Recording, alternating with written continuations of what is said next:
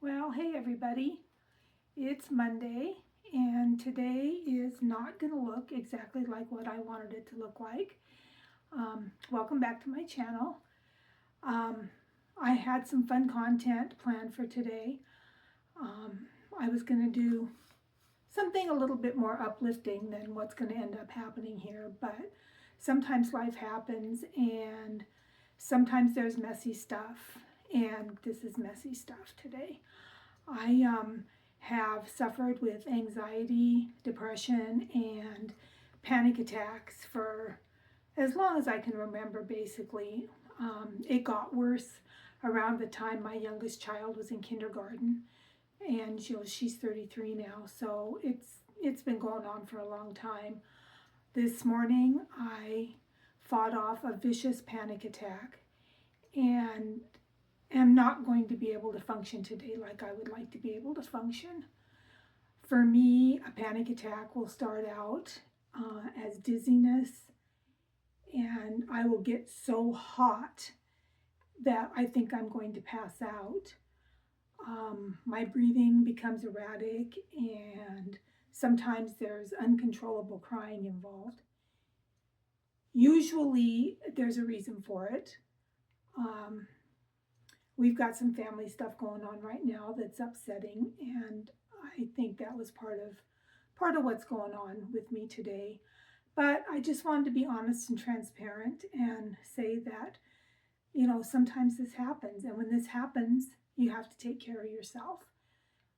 For me, that involves sitting for a long time and getting control of the situation, making myself as physically comfortable as possible, drinking as much water as I can manage to drink, and controlling my breathing as best as I can, because that's part of the whole thing. Sometimes it's not that easy to control your breathing. And just taking care of myself in a way that allows my nervous system to calm down enough to be able to start functioning again. Um, Panic attacks look different than anxiety. Anxiety is something for me that just kind of hums along, generally speaking, and for the most part is pretty manageable for me. These panic attacks come along, and most of the time you don't see them coming, and you just have to sit. You have to sit with it. Um, if you have somebody in the house with you, or if you happen to be somebody that loves somebody that suffers from this sort of thing, the very best thing you can do is to have somebody just sit with you. They don't need to say anything, they don't need to do anything, they just need to sit with you. Um, I do things to help myself. I completely believe in mental health medications, and I take a couple of them, and I'm not ashamed to admit that. Um, Another thing that I think is phenomenal is therapy. Unfortunately, that's not something I'm able to do right now. The world we live in makes it really, really hard to be able to afford any kind of therapy. Having just turned 65, which is kind of what this channel is about, I am recently on Medicare, and I'm in the process right now of doing some research on Medicare and finding out what, if anything, it will cover. I believe that when you suffer from things like this, that it's no different than suffering from diabetes or, allergies or any type of disease that demands more attention in our culture. It's every bit as much of a disease, it's every bit as much of an impediment to somebody's daily life. And I would really love to see the medical community embrace that a little bit more and make it easier to get help, and for there not to be any stigma around getting the help. For me, I am wide open about it. Anybody that knows me and knows me at all knows that I suffer from these things. I don't pull any punches about it. I'm honest about it. I talk about it.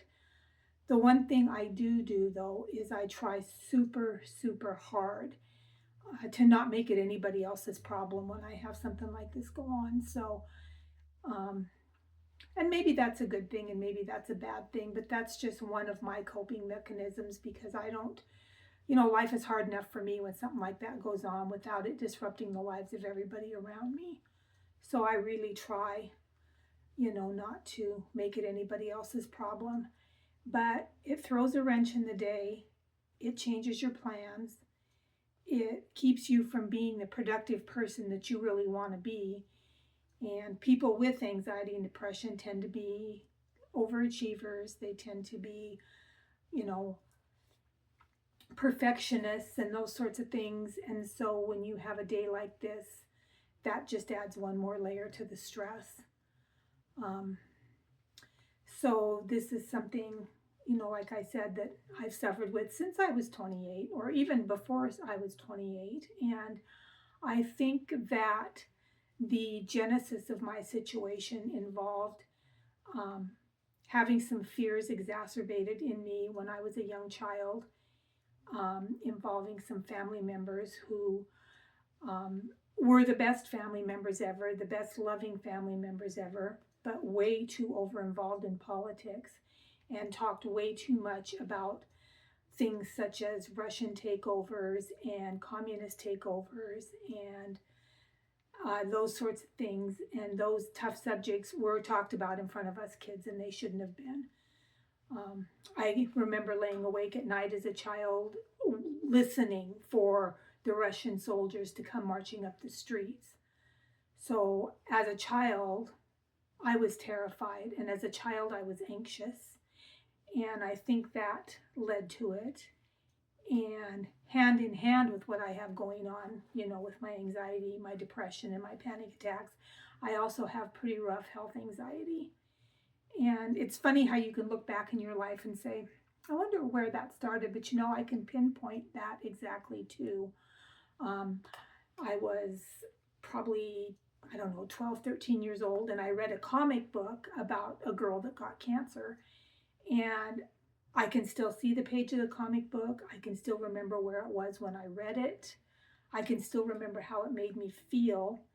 And that kind of just sent me into a lifetime of health anxiety, of constantly looking for things, constantly checking for lumps, constantly Googling symptoms, and convincing myself that there was a problem when there wasn't. And so these types of things are tough to live with. I'm proud of myself for the way I do live with them. If you don't know me well enough for me to have told you that I have this going on, you wouldn't know. I have gone to therapy a couple of times in my life.